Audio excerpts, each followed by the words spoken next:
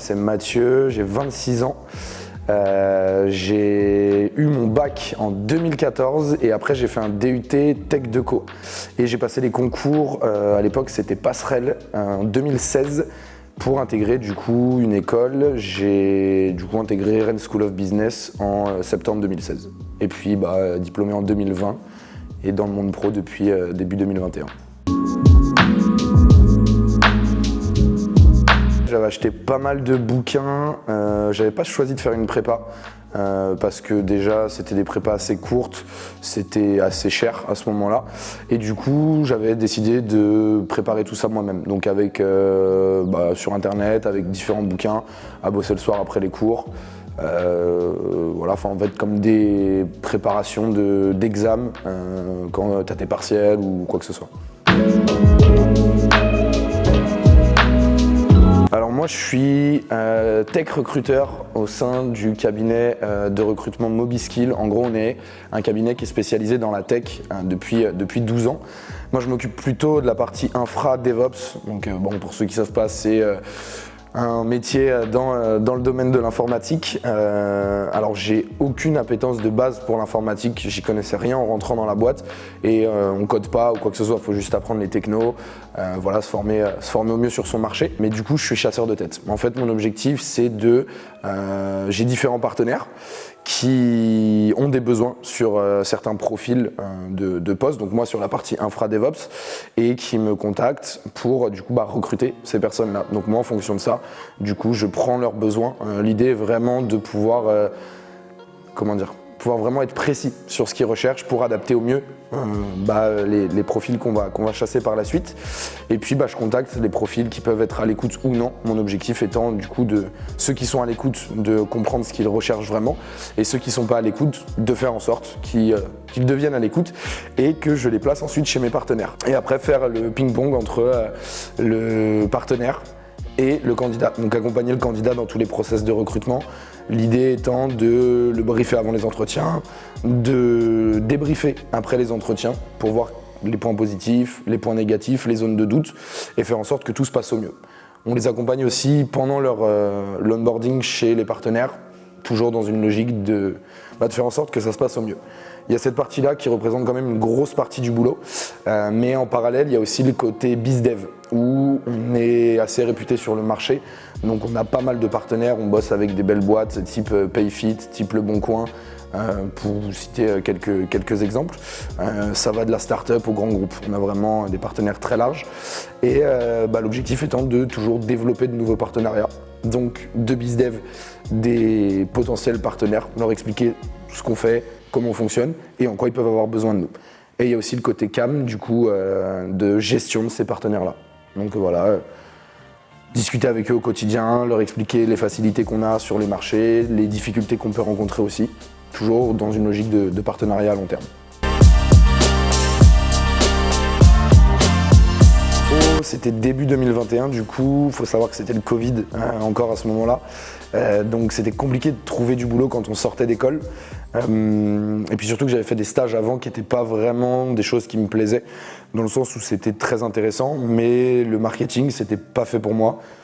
Je me suis rendu compte que j'avais besoin de quelque chose de beaucoup plus humain, beaucoup plus dans la discussion, dans le côté de challenge, vraiment quelque chose où la routine était, il n'y avait pas de routine tout simplement.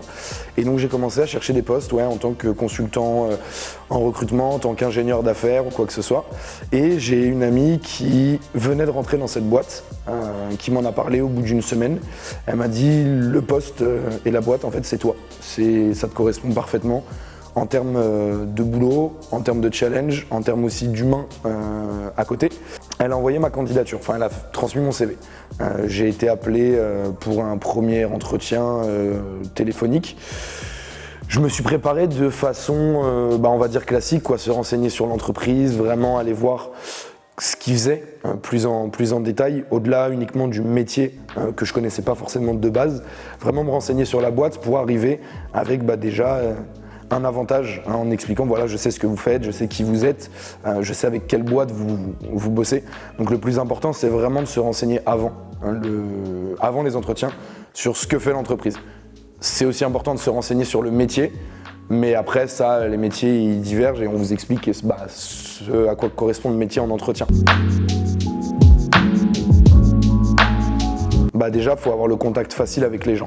Je pense qu'il faut être quelqu'un de très adaptable en termes socialement parlant, puisqu'on parle avec des gens très différents les uns des autres.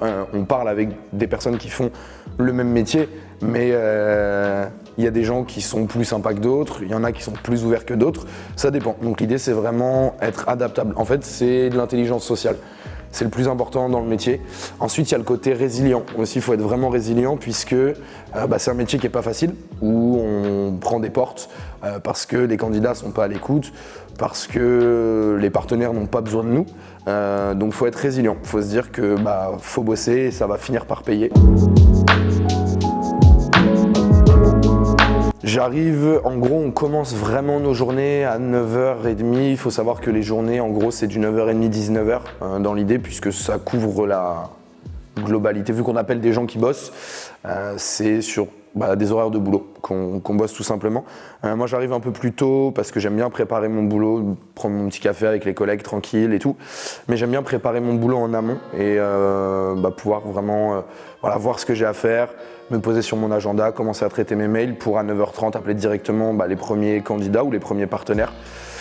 Sachant qu'en général, tout est planifié à l'avance, c'est-à-dire que je prépare mes jours en amont.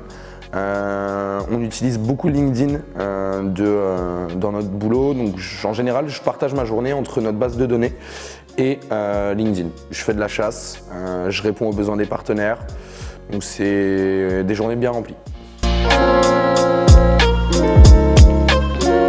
Alors en fait sur notre boîte, du coup, vu que c'est un peu spécial, quand tu arrives, tu commences en tant que junior, tu as un chiffre d'affaires à atteindre au bout d'un an, sur un an glissant, pour passer senior. Et du coup, les coms, puisqu'on est aussi rémunéré à la com quand on place les candidats, les coms augmentent.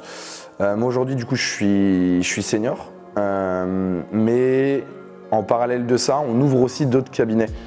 Donc peut-être à l'avenir switcher vers un autre cabinet, peut-être passer manager aussi puisqu'on grandit, on recrute, donc à un moment il y a besoin d'avoir des managers. Il faut savoir que dans la boîte c'est la méritocratie, donc tout le monde arrive au même stade, peu importe ton âge, ton école, ce que tu as fait avant, que tu aies bossé ou pas d'ailleurs, et puis tu évolues petit à petit. Donc c'est ça qui est aussi intéressant, c'est que vu qu'on grandit, les perspectives d'évolution grandissent aussi.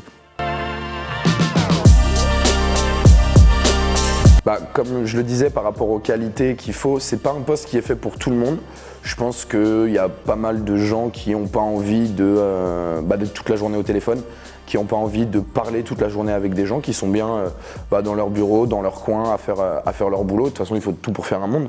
Mais je dirais aux gens qui sont intéressés par le côté social, qui ont de l'ambition, parce que c'est important, et qui ont envie de faire de l'argent, puisque c'est quand même un métier qui est bien rémunéré, de se renseigner vraiment sur les postes du coup dans les cabinets de recrutement. Pas forcément dans la tech, puisque ça c'est un peu la spécificité qu'on a, mais ouais, ceux qui pensent être intelligents socialement et qui aiment s'adapter et discuter avec les gens, se renseigner plus sur ce métier-là, qui est peut-être un peu, je dirais, sous-coté, dans le sens où on ne pense pas forcément à ces gens-là, mais c'est des métiers qui sont cool et le bonheur en fait de trouver un nouveau job à des gens qui sont en galère dans leur poste, en vrai ça n'a pas de prix. C'est une vraie expérience et une vraie aventure humaine.